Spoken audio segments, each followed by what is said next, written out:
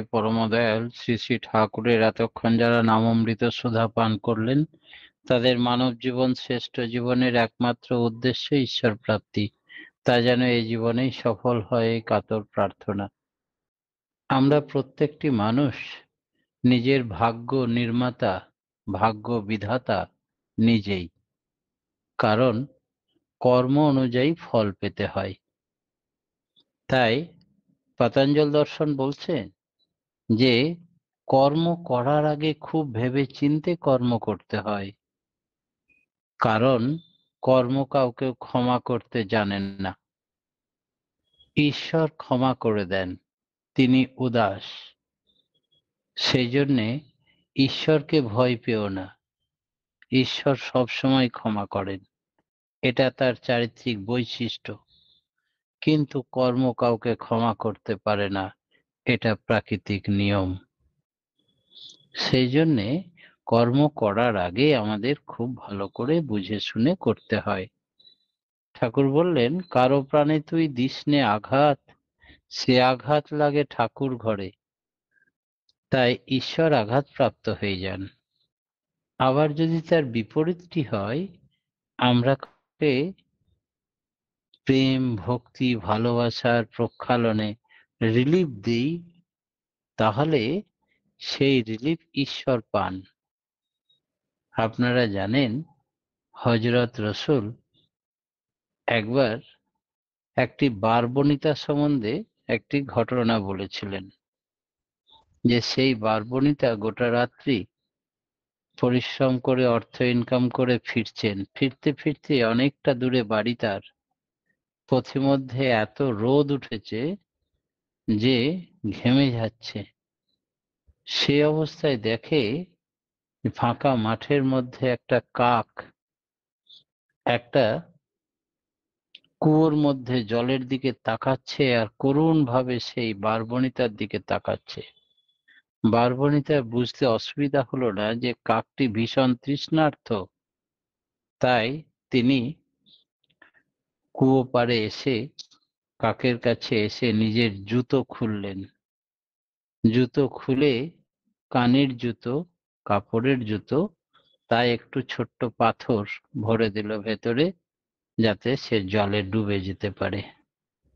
আর দুটো জুতোর ফিতেকে গিঁট মেরে একটা ফিতেতে বাঁধলো।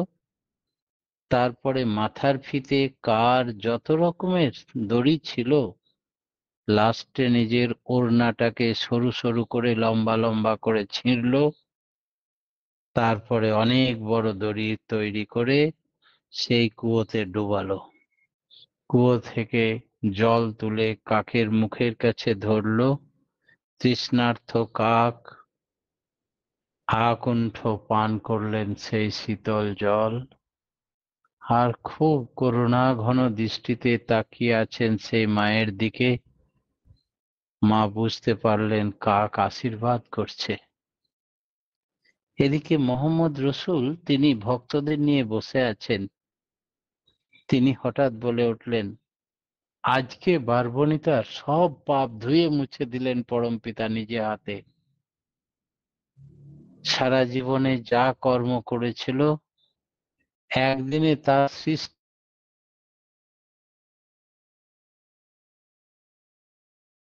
প্রাণ ছটফট করছিল, তাকে সে নিজের সমস্ত যথা সর্বস্ব, তার দড়ি তৈরি করে তাকে জল পিপাসা নিবারণ করেছে।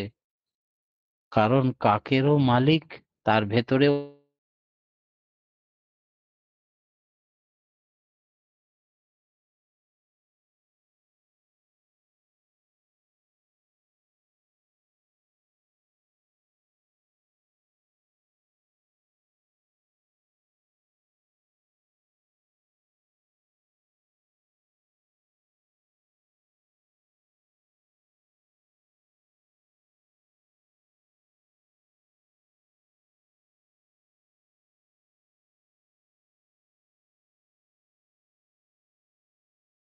সে শ্রেষ্ঠ। তাই কোনো প্রাণীর অসুবিধা হতে দেবে না। কোনো গাছ, পশু, পাখি, লতা পাতা কাউকেই নয়, সবারই ভিতরেই আমার প্রভু আছেন, তাকে রিলিফ দাও, প্রভু খুশি হবেন। তাই সেই বারবণিতার সমস্ত পাপ একদিনের একটি কাজের জন্য পরমপিতা মোচন করে দিলেন, মাফ করে দিলেন। এরকম বহু ঘটনা আমাদের জীবনে অহরহ ঘটতে থাকে। আমরা হয়তো প্রত্যেক চাই, মঙ্গল চাই, সেই জন্য আপ্রাণ চেষ্টা করি, কিন্তু প্রত্যেকটা ফুটবল খেলার উভয় পক্ষই চায় যে আমি গোল করে দেব, গোল করতে গিয়ে হয়তো গোলটা হলো না, এমনকি কর্নার হয়ে গেল, আর ঠিক সেই সুযোগে একেবারে অপোজিট সাইডের কর্নারে এসে লেগে গোল হয়ে গেল। তাহলে কি ফুটবল খেলা ছেড়ে দেবে, না কান্নাকাটি করবে? না, উদ্দেশ্য তো ছিল ভালো করা, উদ্দেশ্যে অনুপ্রাণিত হও, সিদ্ধ কাম হবে। ছেড়ো না, ওই অম্লান চেষ্টাই তোমাকে মুক্তির দিকে নিয়ে যাবে। আস্তে আস্তে সে দেখা যাবে যে লাইফের যা টার্গেট, আমাদের প্রত্যেকের জীবনের টার্গেট কি? ঠাকুর বলছেন, you are for the lord, not for others, you are for the lord and so for others. ঈশ্বর প্রাপ্তি আমাদের জীবনের একমাত্র উদ্দেশ্য, আর কোনো উদ্দেশ্য নেই।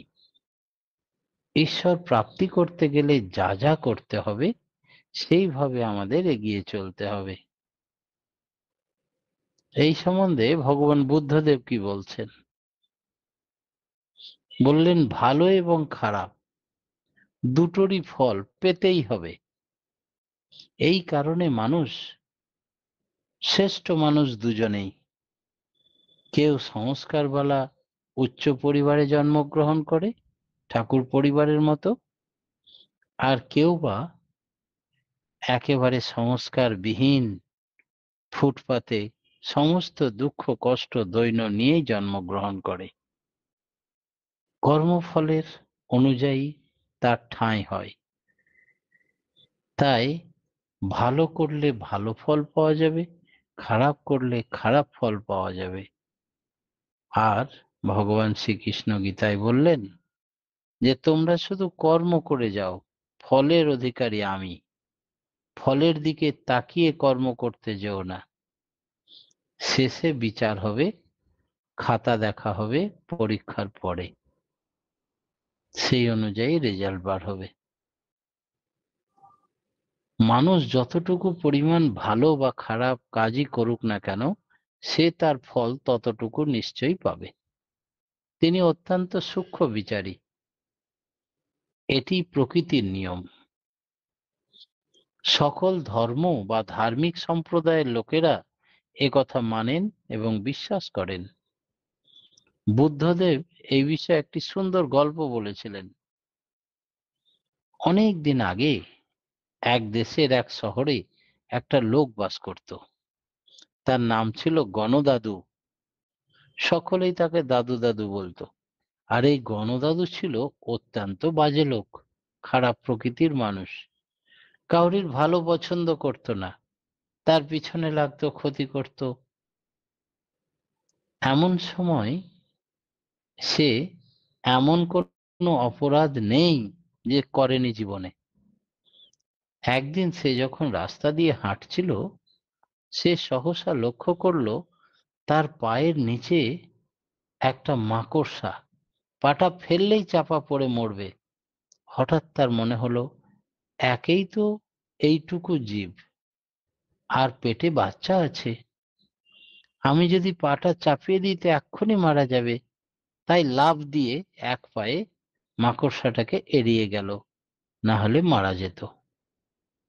কিন্তু পা মাটিতে ফেলার আগেই তার নজরে পড়াই এই নিষ্ঠুর অপরাধী গণদাদুরও মনে অভ্যুত্থান হলো। ভাবলো, আহারে, এতটুকু জীব, এই মাকড়সা, তার আয়ু তো এমনিতেই কম, আর এত ছোট, মিছিমিছি কেন এটাকে আমার পায়ে চাপিয়ে মারা বা হত্যা করি? এই ভেবে তার দয়ার উদ্রেক হলো মনে।